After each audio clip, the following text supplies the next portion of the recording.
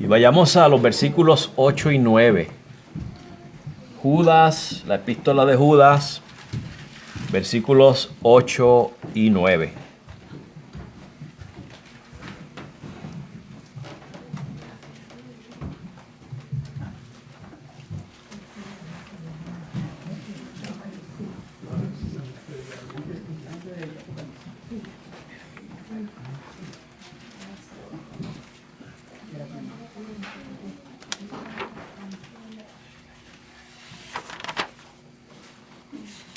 Y leemos la palabra de Dios en el nombre del Padre, del Hijo y del Espíritu Santo. Amén. No obstante, de la misma manera también estos soñadores mancillan la carne, rechazan la autoridad y blasfeman de las potestades superiores. Pero cuando el arcángel Miguel contendía con el diablo, disputando con él por el cuerpo de Moisés, no se atrevió a proferir juicio de maldición contra él, sino que dijo: el Señor te reprenda. Amén. Padre, gracias por tu palabra. Una vez más, Señor, estamos hablando desde la epístola de tu siervo Judas. Padre, de esta advertencia que él dio para que tu iglesia acate, Señor, lo que tú tienes que decirnos. Padre, acerca de estos hombres que se han introducido y han convertido tu gracia en libertinaje y han enseñado toda clase de distorsiones, Señor, utilizando como plataforma el púlpito, utilizando, Señor, el nombre de tu Hijo Jesucristo y tu palabra, Señor, la cual han torcido. Pidiéndote que tú libres, Señor, a cada uno de tus hijos de caer en esos errores, Señor. Y de que tú prepares, Padre, a cada uno de nosotros para contender fervientemente por la fe, que fue una sola vez dada a los santos, Señor. Amén. Y ahora te damos gracias, Padre. Queremos también presentarte a cada uno de los enfermos que mencionamos en esta tarde, Señor. No queremos pasarlos por alto. Mira a nuestro hermano Joey que está en el hospital, Padre. Te pedimos por una pronta recuperación, Señor, y que cualquiera que haya sido la causa, Señor, de su malestar, de sus síntomas, Padre, que él se pueda recuperar de eso. Y el resto de los hermanos también los dejamos en tus manos, Señor. Mira a nuestra hermana Jackie, tu hermana Liz, tu hermana Blanquita, Padre, mi esposa e hijos, Señor. Cada uno de los que no están aquí por causa de enfermedad, están en tus manos, Señor. Y si algún hermano hubiera aquí, Padre, que no se sintiera bien, te lo dejamos en tus manos, Padre, para que tú le fortalezcas. Que tú le des, Señor, de esa gracia tuya, para que ellos puedan, Señor, sentirse fortalecidos en medio de la aflicción. Y ahora te damos gracias y te pedimos estas cosas en el precioso nombre de tu Hijo Jesucristo. Amén. La semana pasada vimos 3 ejemplos que nos dio Judas acerca de el juicio de Dios. 3 ejemplos que garantizan el juicio de Dios. Y uno de ellos fue, esto fue los versículos 5 al 7, que luego de el Señor haber salvado a su pueblo Israel, sacándolo de Egipto, destruyó a los que no creyeron. Aclaro, hermanos, que lo mencioné la semana pasada, pero para que haya recordarles, refrescarles las memorias, que de estos israelitas que salieron de allá de Egipto, acordémonos, hermanos, que estos no son, no eran creyentes necesariamente, porque muchas veces toman estos pasajes para contradecir las doctrinas de la gracia. La doctrina de la aseguranza de la salvación o de la seguridad de la salvación. Vimos claramente en el libro de Hebreos, hermanos, que especifica que estas personas no eran verdaderos creyentes. El Señor dice que siempre andan desviados y no me han conocido. No han conocido mis caminos. O sea que no estamos hablando de creyentes que luego el Señor los destruyó. O que se perdieron o algo así por el estilo, ¿verdad? De lo que estamos hablando es de personas, y eso se encuentra en Hebreos 3, del 7 al 11. Ahí lo clarifica. De personas que sí, el Señor los rescató de Egipto. Pero el hecho de que los haya rescatado no quiere decir que eran creyentes. Porque ellos vieron todas las maravillas de Dios, hermanos, y aún así no creían, siempre estaban dudando. Y a pesar de que Dios los rescata de Egipto, Dios no tuvo ningún problema con castigarlos en el desierto. Y los castigó de varias maneras. Les envió serpientes. A lo último fue que no les dejó entrar a la tierra prometida. Aquellos que eran mayores de, creo que de 20 años, 18 años por ahí. El segundo ejemplo fue el de los ángeles que abandonaron los límites que Dios le estableció. Ángeles que quisieron tomar una posición que no les correspondía. Algunos dicen que es que estos ángeles descendieron a la tierra y se casaron con mujeres. Esa teoría a mí no me apela mucho. Puede que sea cierta, como puede que no. A mí ni me mueve para un lado ni para el otro. La realidad es que estos ángeles se les asignó una posición. Ellos tenían una jerarquía. Y quizás en esa rebelión con Lucifer, que Lucifer quería rebelarse contra Dios y tomar la gloria de Dios, posiblemente eso fue lo que pasó con estos ángeles. Y aunque los ángeles son superiores a nosotros, Dios no tuvo problema en castigarlos a ellos. Dios los reservó en prisiones de oscuridad hasta el día del juicio.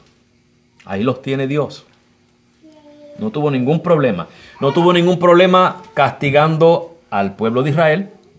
No tuvo ningún problema castigando al pueblo, a sus ángeles que se rebelaron. Y el tercer ejemplo fueron los que abandonaron su naturaleza. Aquellos que fueron contra su propia naturaleza. Sodoma y Gomorra. Inmoralidad y a tal grado, hermanos, que practicaban inmoralidad contra naturaleza. Y ustedes saben de qué estoy hablando, ¿verdad? No lo quiero mencionar porque los medios sociales inmediatamente nos cierran. Aunque yo no le tengo miedo a los medios sociales, ¿verdad? Pero por el beneficio de los hermanos que están en las casas, que no pudieron venir hoy, que vean el mensaje, ustedes saben de qué estoy hablando. Que es una de las cosas más populares hoy en día. Tiene una banderita de colores. Y sencillamente Dios castigó a Sodoma y Gomorra por su inmoralidad sexual. Destruyó toda una generación, una civilización completa. Y acuérdense, hermanos, que ahí habían grandes y chicos. Y la pregunta es si Dios no tuvo problemas en castigar toda una civilización, tendrá problemas en castigar a estos falsos maestros. Y que Dios no se va a disculpar con ninguno de estos, ni con los israelitas que Él destruyó en el desierto, ni con los ángeles que ha guardado en prisiones de oscuridad, ni con los de Sodoma y Gomorra. Él no se va a disculpar de ellos. Porque si tiene que perdonar, a menos que se arrepientan, ¿okay? Si estos falsos maestros se arrepienten, Dios los perdona, obviamente, si se arrepienten genuinamente. Pero estamos hablando de falsos maestros que están reservados ya para la condenación, no se van a arrepentir. Si Dios se las dejara pasar por alto a ellos, Dios tendría que entonces pedirle perdón a Sodoma y Gomorra, a los ángeles que abandonaron sus lugares y a los israelitas que perecieron en el desierto. ¿Y usted cree que Dios va a hacer eso, hermanos? Pues si no va a hacer eso, tampoco se la va a pasar por alto a los falsos maestros. Es una garantía. Está garantizado. El pasado garantiza el futuro. El problema es que estos falsos maestros se creen que el futuro de ellos está garantizado para bien, porque están engañados. Se han engañado a sí mismos. Y con estos ejemplos que nos ha dado Judas acerca de estas personas que desobedecieron, que se salieron de su lugar, que no respetaron la autoridad de Dios, dice Judas que de la misma manera, está hablando ahora de los falsos maestros, cuando dice de la misma manera, a lo que se está refiriendo es a que lo que hicieron estas personas que desobedecieron, que retaron a Dios, que fueron insubordinados, que se fueron contra su naturaleza. De esa misma manera son estos falsos maestros. Acuérdense, hermanos, que por fuera ellos aparentan piedad, ellos aparentan ser santos, aparentan ser buenos cristianos, pero acuérdense que es lo que los distingue a ellos del resto: lo que enseñan. Si lo que enseñan no es bíblico, no son cristianos. Y por lo general, ¿qué es lo que enseñan? Convierten la gracia de Dios en libertinaje, o sea que le llevan a usted a vivir una vida en pecado, tomando la gracia de Dios fuera de contexto. Y en especial en nuestros días, contemporáneamente, tenemos aquellos que promueven la avaricia. Estos falsos maestros de la prosperidad, que se pasan, hermanos, diciendo que usted tiene que ser rico y que no puede estar enfermo. Claro, a nadie nos gusta estar enfermo. No estoy criticando, hermanos, que deseemos que el Señor nos sane cuando nos enfermamos. El problema no es ese. El problema es que ellos le exigen a Dios. Hay una ahí que supuestamente es apóstola o pastora, no sé, que dice que yo no le acepto a Dios un no por respuesta. Y estamos viendo, hermanos, que ellos están saliendo de su postura, igual que los ángeles. Ellos como que no reconocen que el que es soberano es Dios, no ellos. Dígame usted si Dios no va a reservar a alguien así para juicio. A alguien que quiere usurpar la gloria de Dios, cuando Dios no comparte su gloria con nadie. O sea que según estos ejemplos de estas personas que rechazaron la autoridad de Dios, se hundieron en inmoralidad, estos soñadores, como dice aquí Judas, ellos hacen lo mismo. Y esta palabra que utiliza Judas para referirse a ellos, soñadores, posiblemente, hermanos, fíjese que quizás se refiera a personas que declaraban haber tenido sueños, revelaciones. Y en base a esos sueños y revelaciones, ellos querían irse por encima de la fe que ya había sido dada una vez a los santos. Que por eso es que Judas está instando a la iglesia a que contendiera fervientemente por la fe una vez dada. Es posible que a eso es lo que se refiere a Judas cuando dice estos soñadores. Son estos que vienen con visiones y revelaciones como si eso fuera superior a las escrituras. Estamos viendo, hermanos. Sucede en nuestros días, hermanos. Hay personas que dicen tener sueños proféticos y ellos sueñan con cometas cayendo aquí en la tierra y destruyendo a Puerto Rico y cayendo entre la República Dominicana y Puerto Rico y yo no sé dónde. Hay uno ahí que predijo en el 2009, por ahí 2010, que para unos cuantos años iba a caer entre Puerto Rico un asteroide y que iba a inundar a Puerto Rico, y pasaron los años y no se cumplió. El año pasado fue esta señora Elsa Hayden, creo que se llamaba ella, también, que para fin de año Iba a caer en Puerto Rico y maremotos y terremotos de 12 puntos, qué sé yo qué. Y los seguidores de ella se fueron para allá, para el monte. Celebramos la despedida de año, recibimos el año nuevo y no ha habido nada. Soñadores. Hermano, si usted es de esos que tiene sueños y cree que son de Dios, está bien, yo no se lo voy a discutir. ¿Sabe por qué? Porque yo no sé lo que sucede entre usted y Dios. Pero no espere que se lo acepte. Porque yo soy de los que cree en sola escritura. Yo solamente creo en las escrituras. Yo me rijo por las escrituras. Yo me dirijo por las escrituras. Fuera de las escrituras yo no acepto ninguna exhortación a menos que esté ligada a las escrituras. Esa es mi postura. ¿Okay? Quizás me encuentro un poquito extremo, pero hermanos, con las escrituras nunca vamos a fallar. Si nos paramos en las escrituras, nunca vamos a fallar. Ellas son más seguras, dice el apóstol Pedro. Son más seguras que la experiencia que él tuvo. O sea, hermano, que con las escrituras vamos a estar bien. Yo he escuchado recientemente de quienes supuestamente hasta se sientan a tomar café con el Espíritu Santo a la mesa. Y se ponen a conversar de tú a tú. Y después vienen y se paran en los púlpitos a decir, el Espíritu Santo se sentó conmigo a tomar café y me dio este mensaje, palabra por palabra. Yo le voy a predicar a usted lo que el Espíritu Santo me dijo ahí, que yo tomé notas. Hermano, se van a ese extremo de blasfemia. A ese extremo de blasfemia.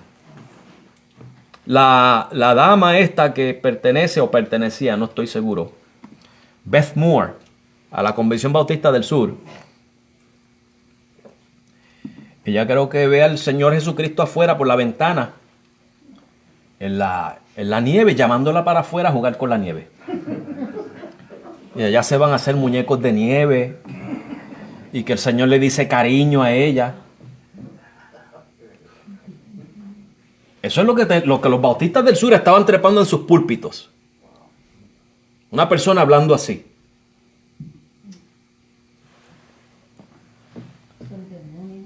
El señor Jesse Duplantis, otro hereje más, allá hace décadas atrás, me recuerdo bien claro, hermanos, que había dicho que Dios le pidió consejo a él. Hermano, ¿quién le puede dar consejo a Dios? ¿Quién le da consejo al Señor? ¿Quién le puede preguntar al Señor por qué haces esto o aquello? Usted ve, hermano, la clase de hombres de la que Judas nos está advirtiendo.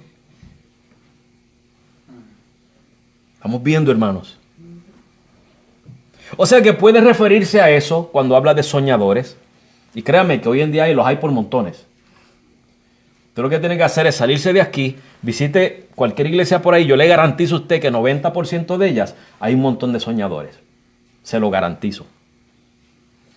Y si no me cree, escuche la radio cristiana hispana, para que vea el montón de soñadores que hay ahí. Ahora, en un sentido más general, hermano, es posible que Judas se esté refiriendo a que estas personas están desconectados de la realidad. Son unos infantiles, fantasiosos. Básicamente lo que está diciendo Judas. Su imaginación, hermanos, corre de una manera muy anormal. ¿Cómo es eso de que Jesús me llamó afuera a jugar a hacer muñecos de nieve? ¿Usted no cree que Jesús tiene algo mejor que hacer que estar haciendo muñecos de nieve afuera? O de que Jesús le hable a una mujer, cariño, mi amor.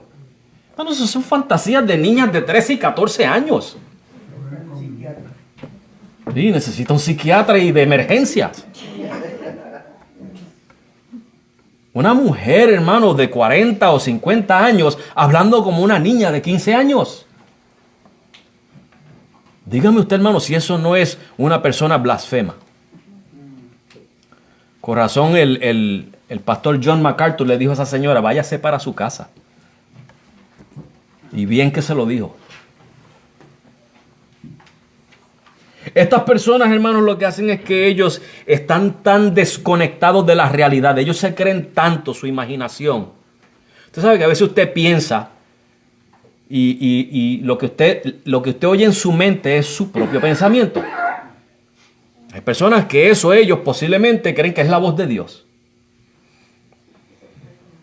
Entonces estas personas, hermanos, crean de su propia imaginación muchas fantasías que ellos después le atribuyen eso revelación divina.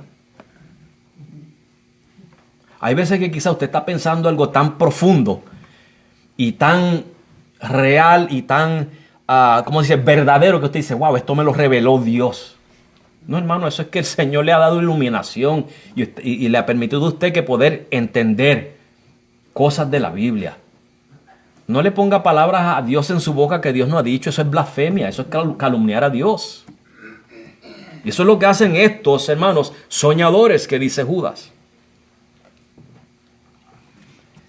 Miren conmigo el versículo 10, por ejemplo, que dice, estos blasfeman de cuantas cosas no conocen y en las que por naturaleza conocen, se corrompen como animales irracionales. Estamos viendo, hermanos. Ellos blasfeman de las cosas que no conocen. Cada vez que le dicen a usted, el Señor me dijo, el Señor me reveló, el Señor me habló, que si tuve una visión, que si tuve un sueño, cuidado, hermanos.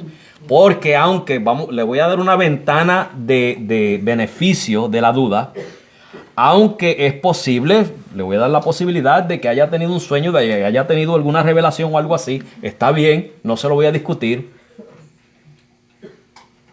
Pero lo que yo observo, hermanos, es que estas personas blasfeman. ¿Por qué? Porque hablan de lo que no conocen. Hablar de Cristo como venir a hacer muñecos de nieve y a decirle a usted cariño, eso no es hablar de cosas que usted conoce, hermano. Esos son inventos. Decir que usted se sienta a la mesa a tomar café con el Espíritu Santo, a hablar de tú a tú, eso es hablar de cosas que no conocen. Son fantasías, hermanos. Yo no sé por qué Walt Disney no contrata a estas personas para usar la imaginación anormal de estas personas. Se pegarían.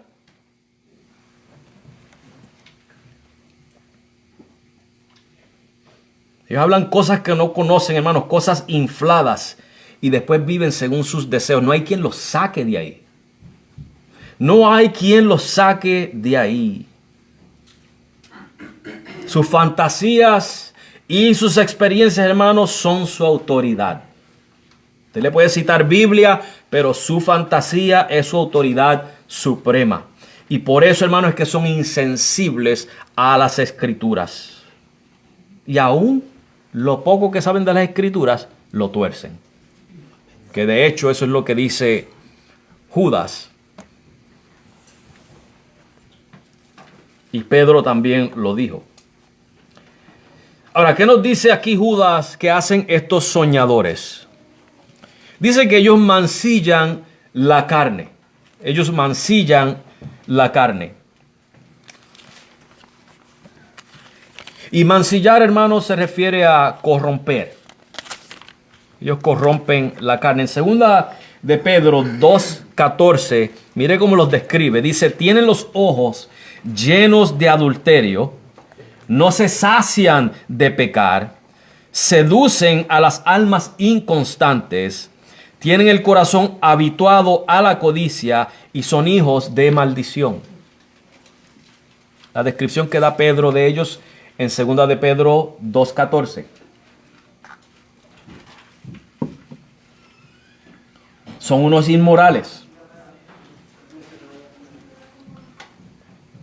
Muchas veces usted los ve, hermanos, que se divorcian sin causa, porque no hay una causa de inmoralidad para su divorcio, y luego se vuelven a casar y defienden ese nuevo matrimonio, que es un matrimonio adúltero. Lo defienden diciendo que fue Dios mismo el que lo hizo, el que le trajo esa pareja. O sea, yo no estoy hablando aquí de que se divorciaron porque hubo inmoralidad y infidelidad, etcétera. Es sencillamente, hermanos, que desobedecen a Dios, se divorcian, se separan y se casaron por eso. ¿Ok? Y está bien, lo hicieron. Ok, pero mira, no meta a Dios en el asunto. No diga que era la voluntad de Dios divorciarlo a usted de este y casarlo con este. Acepte su pecado y pídale perdón a Dios. Es simple. Bueno, para ellos no es simple.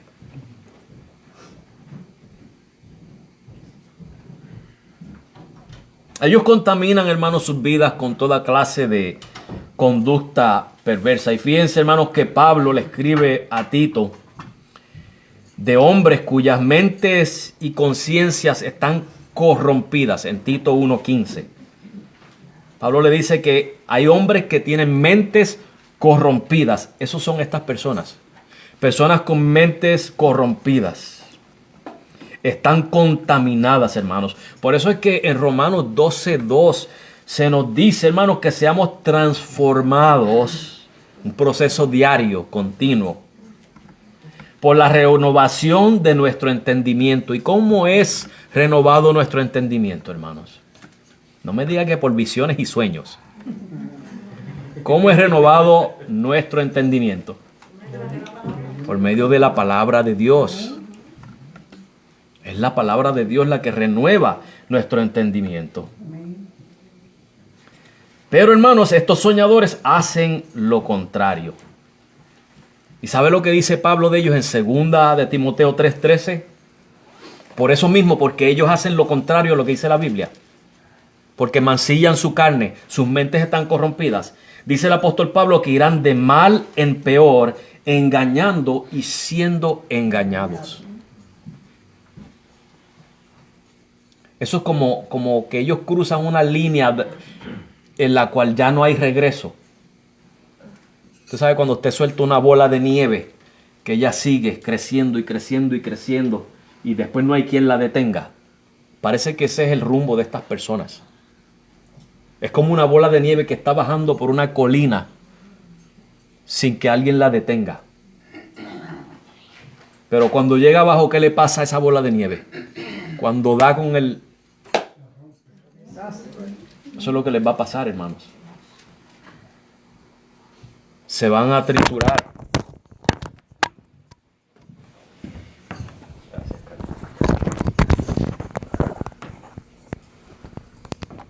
Fíjense, hermanos, que ellos no están limitados solamente a mancillar su propia carne, sino que también ellos, al inducir a otros a la inmoralidad y a la codicia, también los están llevando a mancillar su propia carne.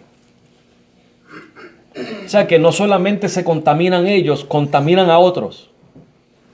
Los incitan a esa contaminación.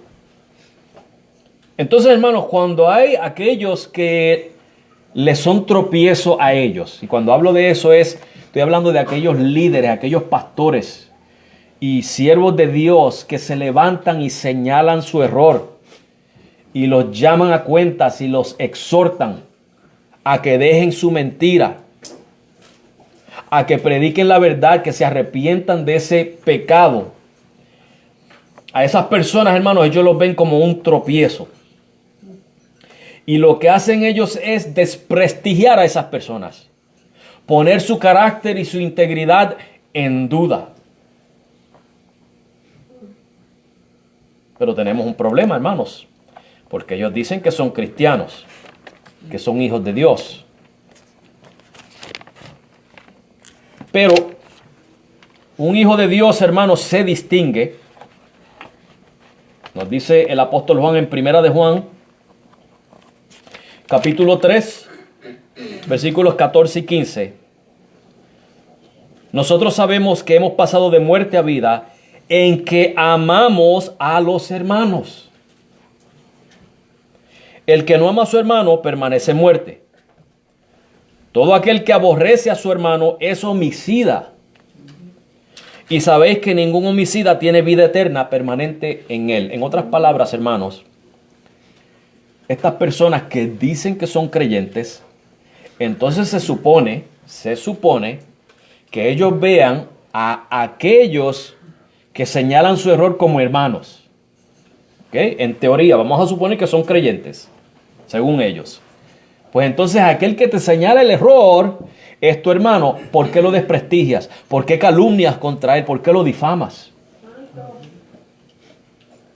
Porque de acuerdo a Juan, eso es aborrecer a tu hermano. Y te acabas de contradecir. Porque si fueras creyente, amarías a tu hermano. No necesariamente estarías de acuerdo con lo que él te está diciendo, pero tampoco lo difamarías. Y eso es lo que hacen estos falsos maestros. Difamar a aquellos que les señalan. Y fíjense que cuando nosotros nos levantamos a señalar los errores de estas personas, nosotros no estamos difamándolos, estamos señalando su error. Y estamos llamándolos al arrepentimiento. Sin embargo, ellos, como tienen millones de seguidores, se levantan y hablan mal de nosotros. Desprestigian nuestro carácter. Supuestamente dañan nuestra integridad. Lo que hacen es causar dudas. ¿Usted cree que eso es una calidad de alguien cristiano? Una diferencia muy grande, señalar por las Escrituras el mal que está haciendo una persona, como yo he hecho aquí. Dije que es blasfemia y lo vuelvo a decir que yo me siento a la mesa con el Espíritu Santo a tomar café y que Él me da palabra por palabra el mensaje que yo voy a predicar. Eso es blasfemia, eso es calumnia. Decir que Jesucristo me llamó afuera a hacer un muñeco de nieve, calumnia. Decir que Dios me pide consejo a mí, blasfemia, calumnia.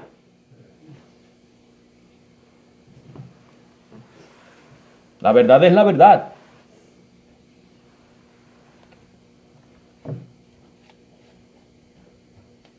Nos dice también Judas,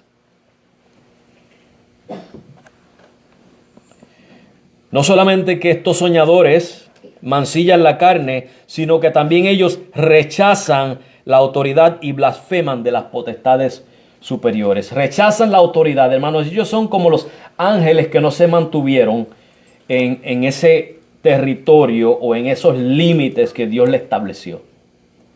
Ellos quieren cruzar la línea.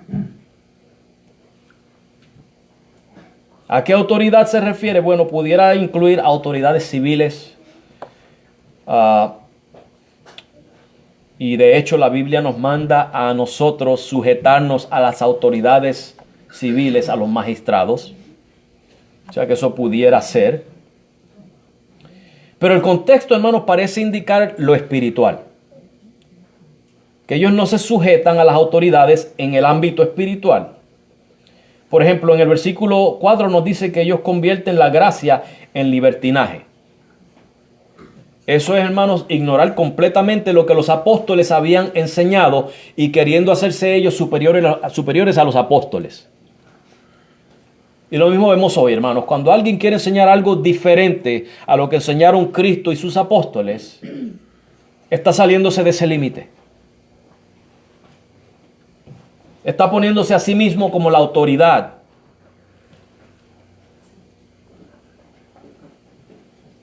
Niegan a Cristo.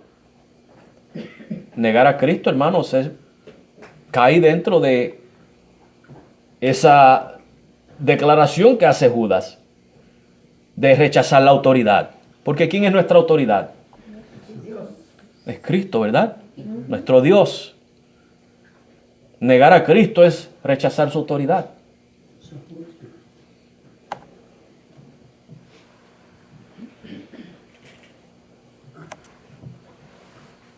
Hermanos, que estas personas rechazan las Escrituras, rechazan lo que los apóstoles de nuestro Señor Jesucristo ya nos dejaron por escrito. Y en nuestros días, si lo traemos a lo contemporáneo, rechazan la autoridad eclesiástica. Rechazan las enseñanzas de sus maestros, rechazan las predicaciones del pastor, rechazan la autoridad eclesiástica. Y cuando hablo de autoridad, yo no estoy diciendo, hermanos, que yo como pastor tengo algún poder sobre usted. O que usted tiene que hacer lo que yo diga incuestionablemente. Eso no es lo que estoy diciendo. Hay un orden establecido en la iglesia. El pastor predica. Y si está predicando la sana doctrina, usted se sujeta a la sana doctrina. Y sujetándose a esa sana doctrina, usted entra a esa protección que Dios le da, bendiciones, lo que sea que Él quiere hacer con usted. Porque usted se está sujetando a su palabra. No mire al hombre, no me mire a mí como hombre, sino si estoy haciendo mi oficio como pastor. Y si usted ve que bíblicamente estoy haciendo mi oficio, pues sométase a la palabra de Dios. Ahora, cuando yo empiezo a decirle a usted que todos los lunes o cada día de la semana ustedes se tienen que turnear y traerme una libra de pan a mi casa. Sí, o sea, ya yo estoy controlando. Eso es abusar del oficio que Dios ha puesto en mí. El oficio que Dios ha puesto en mí no es el de mandarle a ustedes, sino el de servirle a ustedes. ¿Y qué estoy haciendo con predicar la palabra? Sirviéndole a ustedes. Y en lo demás que le pueda servir, hasta donde lleguen mis fuerzas y mis capacidades, también les voy a servir. Por supuesto que sí. Pero hay un orden establecido en la iglesia de pastor, ancianos, diáconos, maestros, etcétera, al cual, hermanos, nosotros si nos sujetamos a eso, todo marcha bien, todo marcha en orden. El problema está cuando se trata de cruzar la línea. Ahora, el pastor no lo sabe todo. Puede que en algo yo me equivoque o no lo sepa y usted lo sabe. Yo estoy dispuesto a escuchar su enseñanza. Por supuesto que sí. Yo he aprendido mucho de lo que Luis está enseñando los jueves. ¿Verdad? Todos estamos aprendiendo. O sea que hay un orden que seguimos porque nos beneficia. Ahora, si por ejemplo, todos aquí creemos que la salvación es por fe, ¿verdad que sí? Supongamos que un jueves Luis dice, perdona Luis que te tome de ejemplo. Ya lo hice con Carlos, me toca a mí ahora. Sí. Revenge, ¿verdad, Carlos? Supongamos que Luis un jueves decide que ya él no está convencido de que la salvación es por fe y comienza a retar al pastor en la enseñanza de la justificación por fe. Ya Luis estaría cruzando la línea. Estaría cruzando esa línea de autoridad. Creo que eso es algo que él tendría que sentarse y someterse y esperar a que caiga de nuevo en el ritmo de la Biblia, ¿verdad? Eso sería un ejemplo de varios. Hay unas autoridades que Dios establece para el beneficio del grupo. En este caso, el beneficio de la iglesia, hermanos. Pero estas personas no respetan esas autoridades. Estas personas se han hecho a sí mismos autoridades. ¿Por qué usted cree que ellos tienen que pagar una cuota para hacerse apóstoles? Porque ya hoy en día no hay apóstoles. Y ellos han creado un sistema monetario de pirámide. Eso empezó con Peter Wagner y otro más, que empezaron a establecer esta nueva reforma apostólica que se llama en los años 90. Fíjese, hermano, si está fuera de lugar, que comenzó en los años 90. Y estas personas ahora, usted paga una cuota, no sé si es de $500 o cuánto, y a usted lo hacen apóstol y tiene que tener cierta cantidad de personas bajo usted para tener ese... 250 personas. Sí, dólares. O $250. Sí. Y un grupo de personas debajo. Sí. Y promoverlos también a que asciendan a apostolado y todas esas cosas. Hermano, eso es un sistema monetario. Eso es para robar dinero. El hecho de que ellos tienen que hacer eso que no han sido llamados directamente por Cristo como fueron los 11 apóstoles y Pablo. Digo 11 porque Judas se ahorcó. Judas es el traidor. Ellos fueron directamente llamados por Cristo. Estas personas son llamados por hombres, o mejor dicho, por dinero, por la tarjeta de crédito.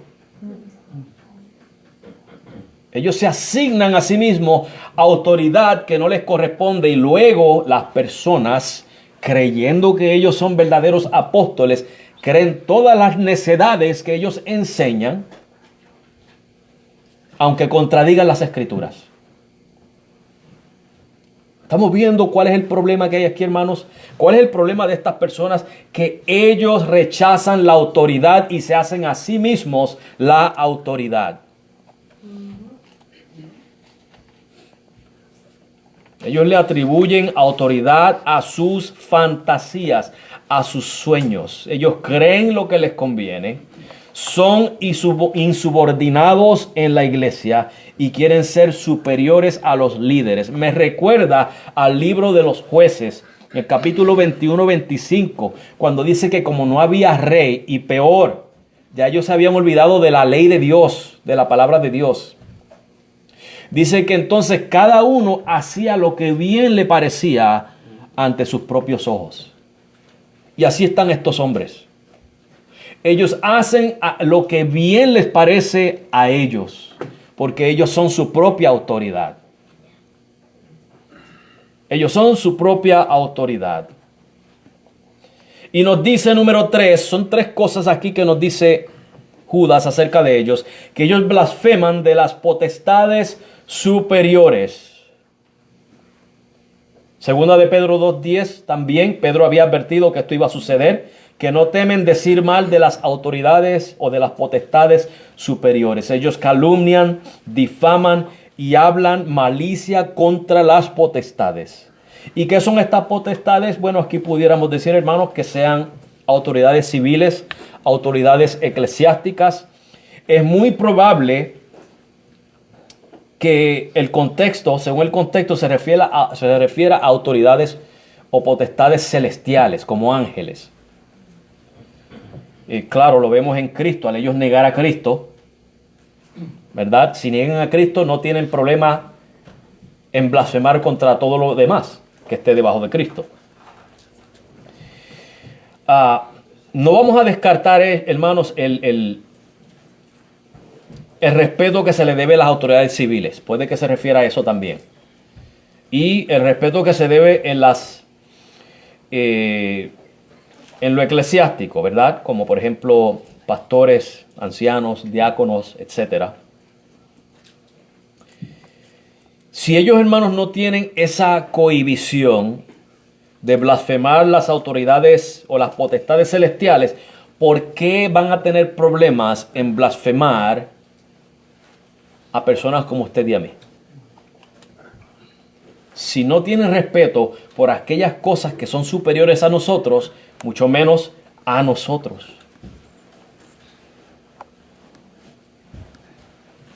Algunos ejemplos, fíjense, hermanos, de la calumnia. Mire el apóstol Pablo. Si usted lee, hermanos, en el libro de Hechos, la historia de Pablo, y escudriña sus epístolas, usted va a ver la clase de persona que era el apóstol Pablo. Un hombre íntegro. Un hombre que pasó de ser un aborrecedor de Cristo a un hombre que dio su vida por Cristo. Un hombre que amaba a Cristo. Que estaba dispuesto a sufrir cárceles, azotes, golpes, hambre, frío, desnudez, naufragios, rechazos, amenazas por Cristo. Y a él lo calumniaban. Fíjese que en 2 de Corintios 4:2 parece indicar que a Pablo lo acusaban de adulterar la palabra de Dios. Eran estos líderes que mancillaban, estos líderes que querían ser ellos superapóstoles, los legalistas. En Romanos 3:8, dado que Pablo predicaba la gracia, lo acusaban de predicar libertinaje. ¿Les suena familiar eso a ustedes? ¿No es eso lo que nos acusan a nosotros por predicar de la gracia de Dios? Entonces ustedes enseñan a pecar a la gente. No, eso no es lo que enseñamos. ¿Dónde yo he dicho eso? Señáleme un solo sermón que yo le haya dicho a usted que está bien irse a pecar porque Dios es un Dios de gracia. Un solo sermón, señálemelo.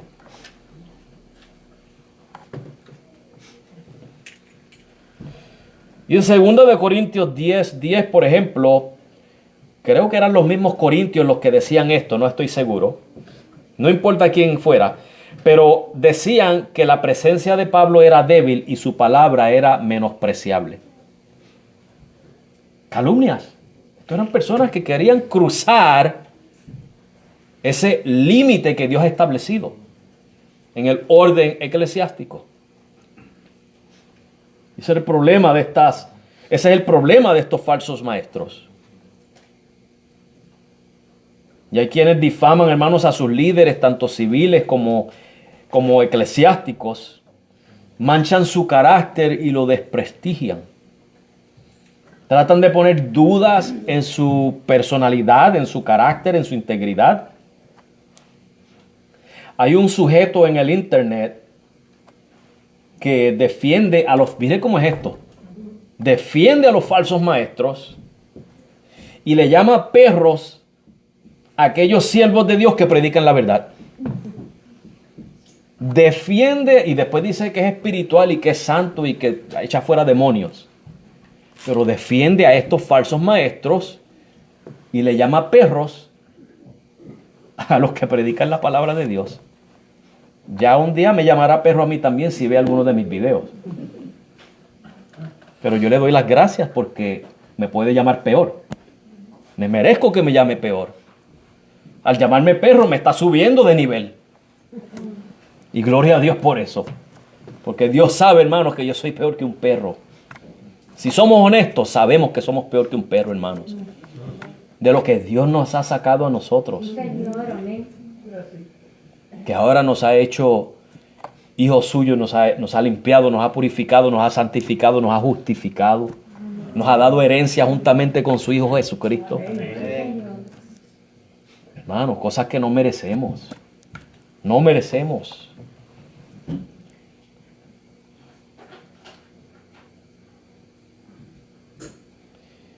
Muchas veces, hermanos, estas personas hacen falsas acusaciones contra los líderes, como les había dicho. Y fíjense que una de las estrategias que se ha usado mucho para destruir iglesias es la de difamar y calumniar a los pastores. Había un hombre,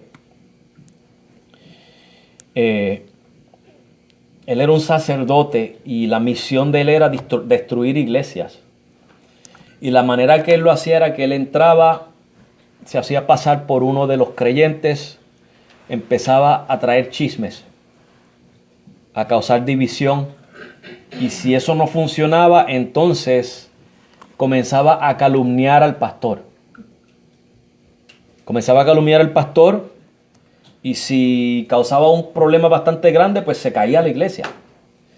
Y si eso no funcionaba, el último recurso era matar al pastor y hacerlo ver como un accidente. Así era que destruía las iglesias. Claro, el Señor lo salvó y él, hermanos, también murió por la causa de Cristo.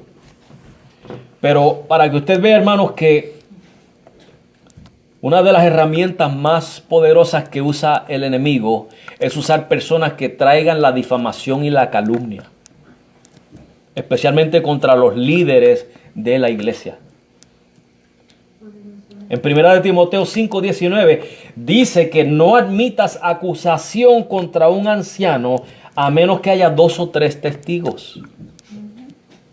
La Biblia requiere que hayan 2 como mínimos, 2 o 3 testigos para hacer una acusación contra un anciano de la iglesia, contra un líder de la iglesia. Y fíjense que no es así de simple tampoco de que 2 líderes se pongan de acuerdo, 2 testigos y acusen al líder. Hay que examinarlos, a ver si lo que dicen concuerda. ¿Se acuerdan que a Jesús le levantaron falsos testigos y no concordaban sus testimonios? Eso hay que hacerlo. Yo siempre digo, hermanos, en cuanto a mí, no sea muy liviano en creer lo que le hablen de mí, aun si es bueno. No sea muy ligero en aceptar lo que digan de mí. Lo que usted ve en mí personalmente y lo que conoce de mí personalmente debe ser su opinión. No lo que otro le diga. Tómese el tiempo, hermano, de conocerse el uno al otro. Y al que usted no conozca y le vengan a hablar de esa persona, hermano, use un método que hay por ahí que dicen que, bueno, si lo que me vas a decir es verdad, o si lo que me vas a decir es bueno de la persona, o si lo que me vas a decir beneficia. Esos 3 principios. Investigue. ¿Es verdad lo que me vas a decir? No, eso fue lo que me dijeron. Entonces tú me vas a decir algo que tú mismo no has investigado a ver si es verdad. Segundo, ¿me vas a hablar bien de la persona o me vas a hablar mal? Si me vas a hablar mal de la persona, no necesito oírlo porque no quiero envolverme en un chisme. Y número 3, ¿me va a beneficiar a mí y a la otra persona? ¿Va a beneficiar en alguna manera? Entonces no es necesario. Si ninguna de esas 3 es buena, no es necesario. Si seguimos esos 3 principios, hermanos, yo creo que todos estaríamos bien. ¿Verdad? Y nos evitamos estos problemas de los que habla Judas. Así que, hermanos, de mi parte, yo lo que le quiero decir a usted es que si yo le he causado a usted una mala impresión, hable conmigo, hermanos, yo no tengo problema. Yo quiero todos los días crecer en el Señor y si tengo que aceptar una falta de mi parte y corregirla, pues lo voy a hacer, por supuesto que sí. Que somos humanos. Y fallamos. Muchas veces son malos entendidos. Yo hay veces que quizás le he pasado por el lado a usted, hermano, distraído, con pensamientos, y quizás le he dado la impresión de que no lo quise saludar y no es eso. No sé si lo he hecho, estoy usando un ejemplo, ¿verdad? Hay personas que le han dicho a Joana, oye, yo vi a tu esposo guiando en la calle y le toqué bocina, no miro para el lado, él no mira para el lado. Y es que yo voy distraído, hermanos. Voy distraído, voy pensando en cosas y apenas me doy de cuenta de mis alrededores, excepto de lo que está pasando al frente. O sea que no es mi intención. Pero cualquier cosa, hermano, pues la corregimos porque yo no... Usted sabe cuando usted trabaja con una persona en su trabajo y esa persona, usted no se lleva bien con ella y tiene que verla todos los días, pues mire, mejor busque las paces con esa persona para que no se sienta tan incómodo al ver a esa persona. Lo mismo, hermano, usted tiene que venir aquí a adorar al Señor, pero me tiene que mirar a mí. Yo prefiero que no me mire, pero me tiene que mirar, me tiene que ver, ¿verdad? No porque sea lindo, porque no soy lindo, ¿verdad? Es que, dígame cómo usted se quiere sentir, ¿incómodo al verme o quiere sentirse cómodo? Cómodo, pues hable conmigo, hermano, cuando yo haya hecho algo que le haya ofendido o que quizás sea un malentendido, déjemelo saber para corregir, hermanos. No hay ningún problema con eso. Tenemos que aceptar todos la corrección cuando nos toca.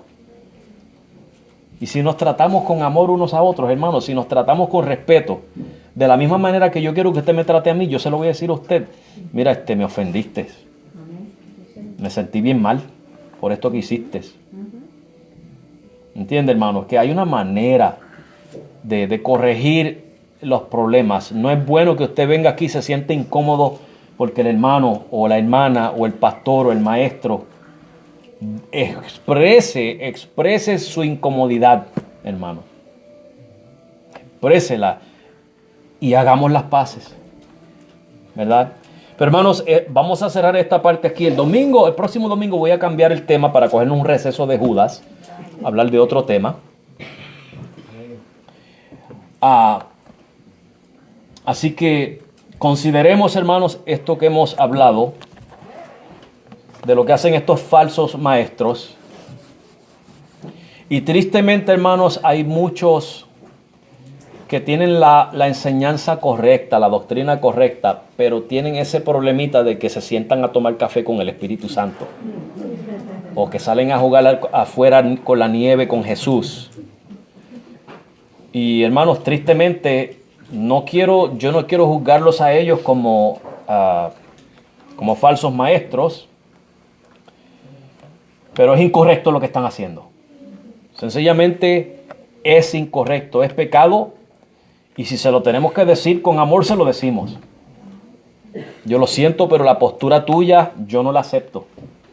Yo no creo en estas cosas de que tú personalmente tienes un privilegio superior al de los demás cristianos, en el cual el Espíritu Santo personalmente te da palabra por palabra tu mensaje, y te tomas un café con el Espíritu Santo y le echas 2 o 3 cucharadas de azúcar al café, recomendadas por el Espíritu Santo, o lo que sea, hermano. Cualquier cosa que ellos saquen, hermano. Yo lo siento, pero esa no es mi postura. Mi postura es que en esto yo voy a encontrar lo que necesito. Esa es mi postura. Y que si yo le dedico el tiempo a esto, Dios me va a dar la iluminación para entenderlo y compartirlo con mis hermanos. No hay necesidad de yo reclamar un privilegio para impresionarlos a ustedes. ¿Qué le tiene que impresionar a ustedes, hermanos? La palabra de Dios, no yo. No estoy aquí para impresionarlos a ustedes. Estamos aquí para predicar la palabra de Dios. Y el día que esto no te impresione, entonces yo no hice mi trabajo bien, hermanos. Y por favor, déjamelo saber. Si un día esto no te hizo bien, déjamelo saber, porque entonces yo no he hecho mi trabajo. Esa es mi postura, hacer mi trabajo. Predicarte la palabra de Dios y ser lo más bíblico posible para el beneficio tuyo y mío. Y mientras tú salgas satisfecho con esto de aquí, yo voy a seguir haciendo esto. Amén. Amén. Vamos a orar, hermanos, y darle gracias a Dios por su palabra. Amado Dios y Padre, gracias, Señor. Hemos predicado una vez más